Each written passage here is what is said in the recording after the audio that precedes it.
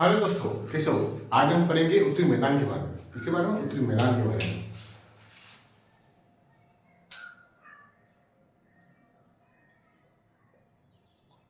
देखो, उत्तरी मैदान क्या है? जो अपना हिमालय है और जो अपना प्राकृतिक पठार है, उसके जो बीच वाला भाग है वही है अपना उत्तरी मैदान।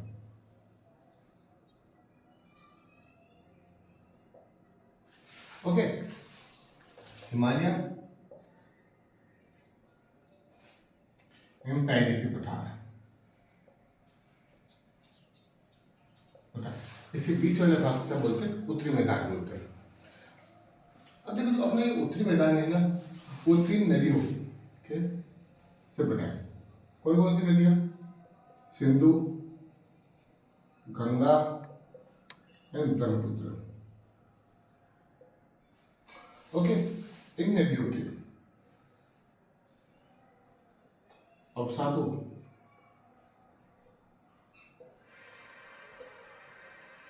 के निक्षेपण से बना है। अवसादों के निक्षेपण से इसका निर्माण हुआ है। ओके, ऐसा नहीं सिर्फ इंडियन नदियों से, इनकी सहायक नदियां भी है साथ में। ओके, प्लस सहायक नदियां। ओके, मतलब उत्तरी मैदान का निर्माण सिंधु, गंगा, ब्रह्मपुत्र तथा उनकी सहायक नदियों के अवसादों और निक्षेपण से उत्तरी मैदान का निर्माण हुआ है। ओके, तो देखो, नदियां हैं, नदियां कौन सा मुद्दा लेके आएगी? तो जलोढ़ मृदा। कौन सी मृदा? जलोढ़ मृदा से इसका निर्माण हुआ।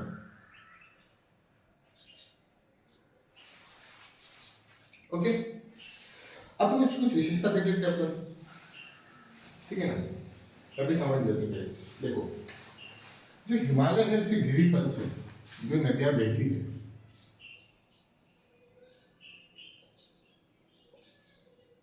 ठीक है, उनके जो अवसादों से जो निक्षेपण हुआ है,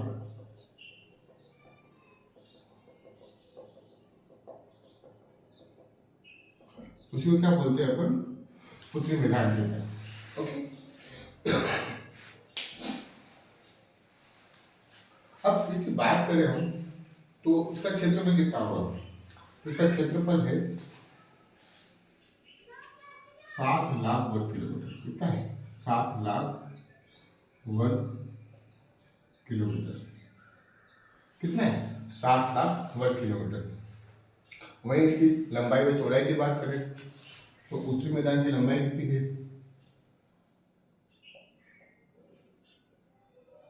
लगभग 2400 किलोमीटर। और चौड़ाई की बात करें तो चौड़ाई है 300 से 400 किलोमीटर। कितनी है? या बोल सकते हैं अपन 240 किलोमीटर से 320 किलोमीटर। ओके, क्षेत्रफल कितना है? 7 लाख वर्ग किलोमीटर। लंबाई कितनी है? 2400 किलोमीटर। चौड़ाई कितनी है? 240 किलोमीटर से 320 किलोमीटर। ठीक है ना? अब जो ये क्षेत्र है ना, मिटा देता हूँ, समझ में आया होगा? मैं इसको लिख दूंगा एक बार। ओके,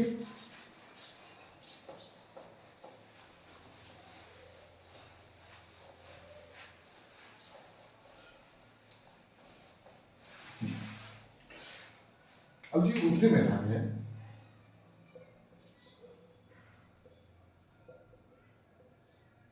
ये किससे बना है? नदियों के अवसादों से निर्माण हुआ है। अवसादों से निर्माण। नदियां अवसाद को फिर कहती जलोढ़ मृदा। कौन सी मृदा? जलोढ़ मृदा। और जलोढ़ मृदा होती है काफी उपजाऊ। काफी उपजाऊ। उपजाऊ होने के कारण या कृषि कार्य अधिक होते हैं। इनकी साइज अधिक होने से यहाँ पे जनसंख्या घनत्व भी क्या है, अधिक है। जनसंख्या घनत्व अधिक है। अगर बात करें भारत में सबसे ज्यादा जनसंख्या घनत्व कहाँ होगा, तो उत्तरी मैदान में। भारत का सर्वाधिक जनसंख्या घनत्व है, सर्वाधिक जनसंख्या घनत्व है। ओके, समझ में आया। अब बात करते हैं कि जो ये नदियां आई है ना,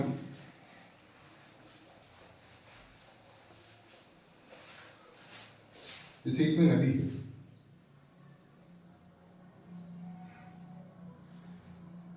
अपने साथ क्या ला रही है, अवसाद ला रही है, तो इकट्ठा कर देती है एक जगह।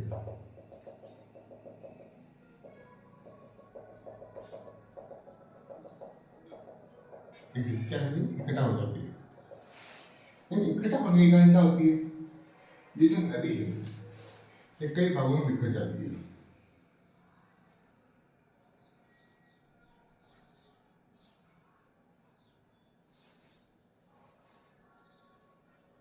ये भागों में क्या होती है,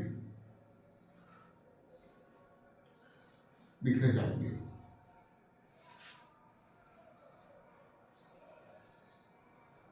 और फिर वापस से एक हो जाती है। ठीक है भाई, बिखर जाती है। ठीक है, तो इन अवसादों के कारण यहाँ पे क्या बन जाते हैं, द्वीप बन जाते हैं। अब नदी का द्वीप बनते तो क्या बोलते हैं, नदी द्वीप। कौन से द्वीप बन जाते हैं, नदी द्वीप। और जो ये नदी है ना, जो अलग अलग भागों में वितरित हो गई है, तो इन छोटी छोटी नदी को बोलते हैं वितरिकाएं। क्या बोलते हैं, वितरिका। ओके, और इसी तरह एक भारत में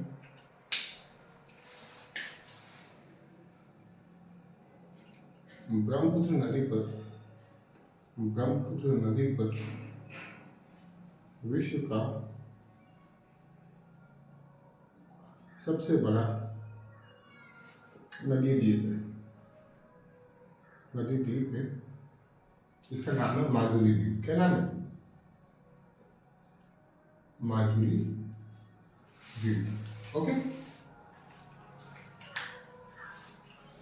और ये नदी आती कहाँ से है, तो हिमालय के गिरिपाद से। कहाँ से आती है, हिमालय के गिरिपाद से।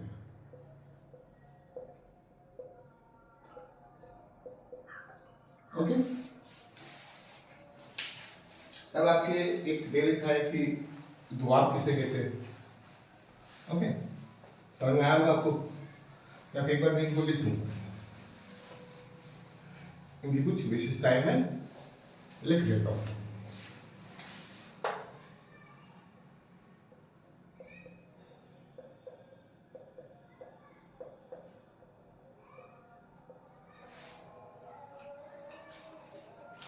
तो पहली विशेषता क्या है, इसका निर्माण सिंधु, गंगा एंड ब्रह्मपुत्र तथा इनकी सहायक नदियों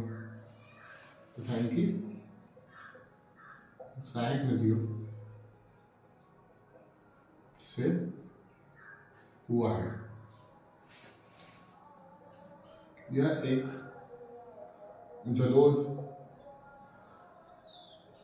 मृदा से बना मैदान है।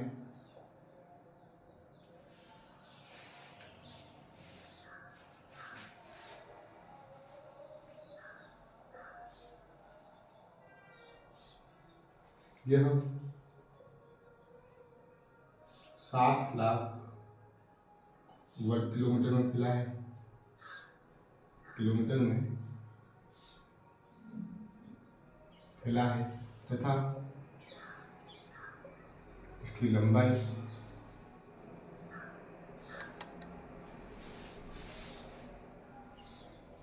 2400 किलोमीटर तथा चौड़ाई 320 से 240 किलोमीटर।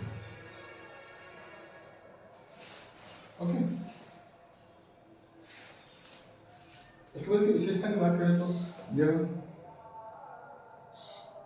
भारत का सबसे उपजाऊ क्षेत्र है, जिस कारण यहाँ कृषि कार्य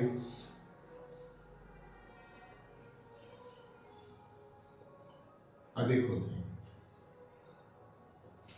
एक और लिख सकते हैं 5वां पॉइंट, यह भारत का सर्वाधिक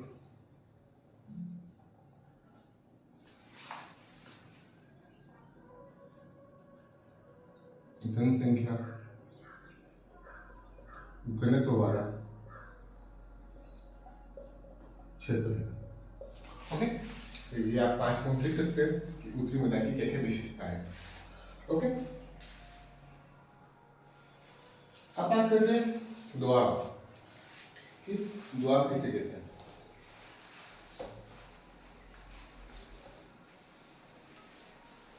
साथ साथ में लिखते रहना। अब इसी में आपने टॉपिक दे रखा है कि दोआब किसे कहते हैं। दोआब, देखो दो का अर्थ हो गया है क्या है? दो। वो आब का अर्थ होता है पानी, ठीक है ना, यानी पानी को अपन कह सकते हैं नदी, ठीक है। तो अपन सिंपल सा शब्दों में लिख सकते हैं दो नदियों के बीच का क्षेत्र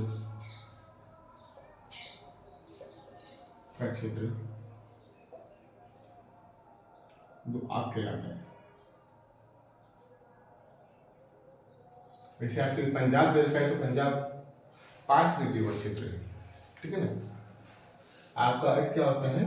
पानी, पानी यानी कि नदी, नदी के बीच का क्षेत्र को क्या बोलते हैं? आप। ओके,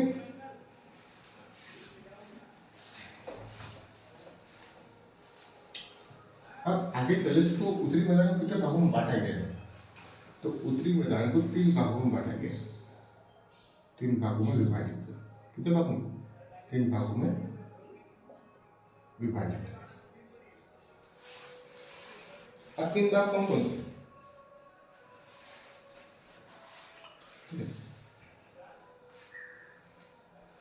एक तो पंजाब का मैदान, कौन सा है? पंजाब का मैदान। ओके, पंजाब का मैदान।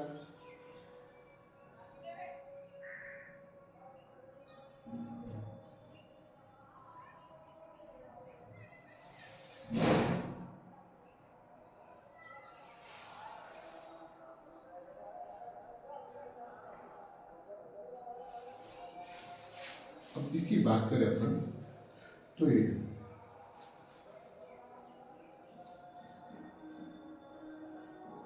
पश्चिमी भाग, दक्षिणी भाग, और क्या हो जाएगा?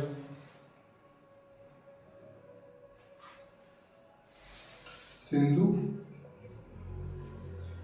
तथा उसकी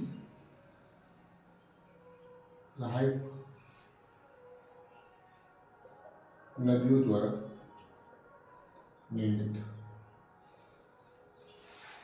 अब सिंधु नदी अधिकतर पाकिस्तान में बहती है, इसलिए इसका अधिकतर भाग कहाँ? पाकिस्तान में। अधिकतर भाग पाकिस्तान में।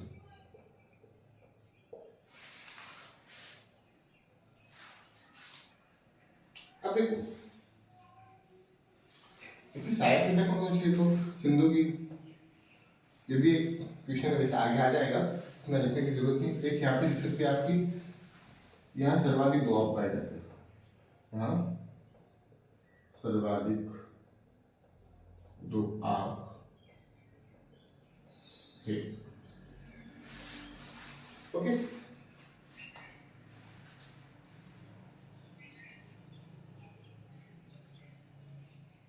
फिर आ जाएगा गंगा का मैदान। कौन सा मैदान? गंगा का मैदान। ये क्या हो जाएगा?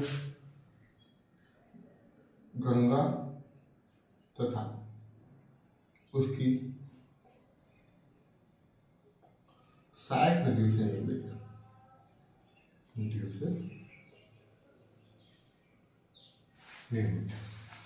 ओके।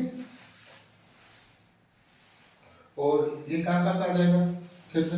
तो ये आ जाएगा यूपी, बिहार, थोड़ा पश्चिम बंगाल में है। ओके, क्या यहाँ पर आएगा? उसके बाद आएगा ब्रह्मपुत्र का मैदान। ब्रह्मपुत्र का मैदान तो किसे बनेगा? ब्रह्मपुत्र एंड उसकी सहायक नदियों से निर्मित। यहाँ पर नदी द्वीप पाए जाते हैं। क्या पाए जाते हैं? नदी द्वीप पाए जाते हैं, जैसे माजुली द्वीप। ओके, समझ में आया?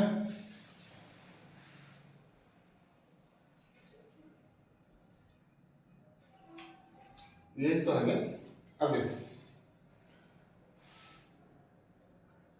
अब उत्तरी मैदान को, ये तो हो गया राज्यों के नाम पे या फिर, ठीक है ना, मतलब कि इस हिसाब से, देशांतर के हिसाब से। ओके, नदियों के आधार पर। एक होता है इसका क्षेत्रीय विभाजन। ऐसा क्षेत्रीय विभाजन, तो क्षेत्रीय विभाजन की बात करें तो बहुत ही ईजी है, ठीक है ना। बात करता हूँ।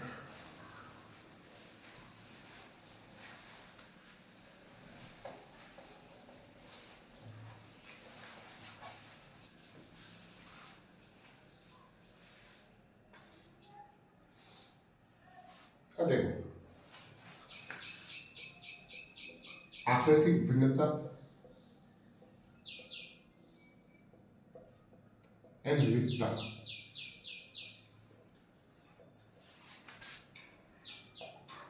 आधार पर उत्तरी मैदान को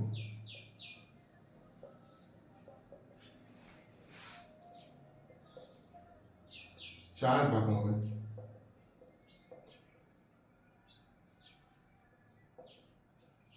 विभाजित कर सकते हैं।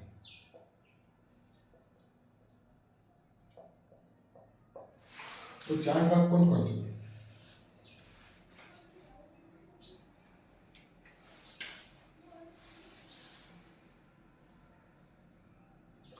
बाबर, तराई, खादर और बाबर, ठीक है ना। ये चार भाग कौन से? बाबर, तराई, खादर और बाबर। अब देखो, एक अच्छे से एक मैप के माध्यम से समझते हैं ये क्या है। इसीलिए अपना हिमालय है। अब यहाँ से नदियाँ बहती है, ठीक है, ऐसी नदियाँ बहती है। उन नदियाँ बहती है, बहुत बड़े बड़े बड़े कंकड़ पत्थर चट्टानें साथ साथ लेके आती है। क्या लेके आती है? बड़े बड़े कंकड़ पत्थर चट्टानें सब लेके आती है।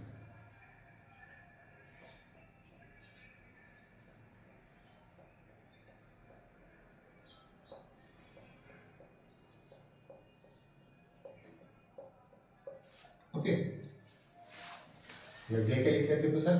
बहुत सारे अवसाद के रूप में कंकड़ पत्थर चट्टानें लेके आती है। इसी कारण क्या होगी, ये नदियाँ दिखाई नहीं देती है। देखो, आप जब बड़े बड़े पत्थर हो जाएंगे ऊपर तो नदी कैसे दिख जाएगी? तो नदियाँ छोटी छोटी गिरती में बढ़ जाती है, लेकिन नदियाँ दिखेगी नहीं। ओके, इसी को बोलते हैं भाबर। क्या बोलते हैं? भाबर प्रदेश। ओके, उसके बाद क्या करें कि नदियाँ वहाँ पर दिखेगी, दिखेगी वहाँ पर एक हो जाएगी। इसे मतलब ये नदियाँ बाद में एक हो जाएगी, वापस एक हो जाएगी, साथ में बहुत सारा कीचड़ विचड़ हो जाएगा, क्या हो जाएगा मैदान में भी नदियाँ अस्त व्यस्त हो जाएगी।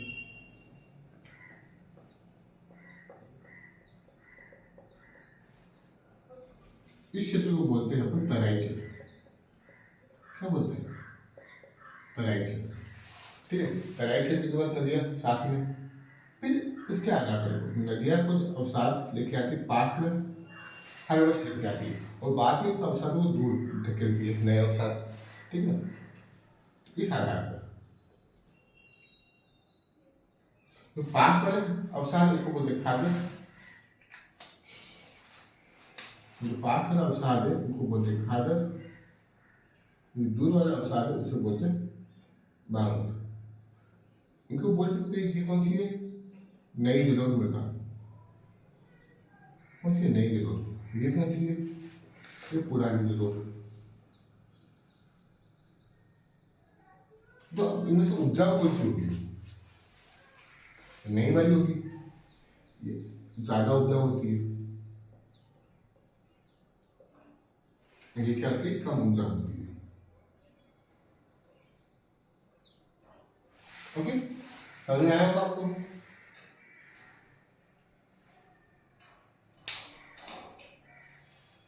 अब देखो, ये जो तराई क्षेत्र है ना, यहाँ पे एक टाइप के बहुत सारे पेड़ पौधे थे।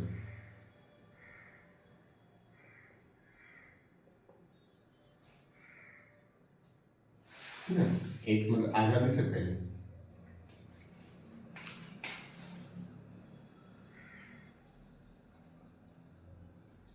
आजादी से पहले घना जंगल था। ठीक है, लेकिन पाकिस्तान से आए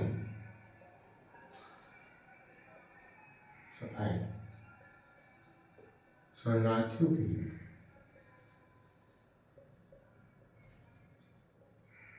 इन जंगलों को काट दिया गया, इन जंगलों को काट दिया गया। ओके, वरना बाबर प्रदेश जहाँ पे बड़े बड़े चट्टान उनकर, ठीक, जहाँ पे नदियाँ दिखाई देती है, उसके ऊपर तराई क्षेत्र, दलदल भूमि क्षेत्र है। तराई क्षेत्र कौन सा है? एक दलदल भूमि क्षेत्र है। ठीक है, तो आजादी से पहले बहुत बड़ा घना जंगल था, लेकिन पाकिस्तान से आए शरणार्थियों के लिए जंगलों को काट दिया गया। ओके, समझ में आया? अब देखो, इस तराई क्षेत्र में एक दुधवा राष्ट्रीय उद्यान है। कौन सा है? दुधवा राष्ट्रीय उद्यान है।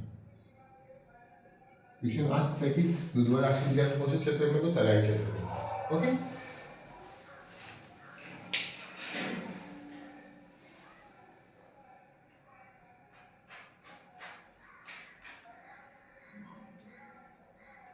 अब देखो, इन्हीं बांग्लों के खाद्य क्षेत्र में क्या होती है? गहन खेती होती है। क्या होती है? गहन खेती होती है। ओके, समझ में आया होगा आपको? लिखवाने की जरूरत नहीं है, मेरे हिसाब से समझ में आ गया होगा।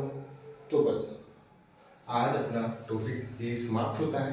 कल अपन पढ़ेंगे प्राइवेट पठान के बारे में। आई होप आपको वीडियो पसंद आया होगा, तो प्लीज़ लाइक करना, शेयर करना और सब्सक्राइब करना।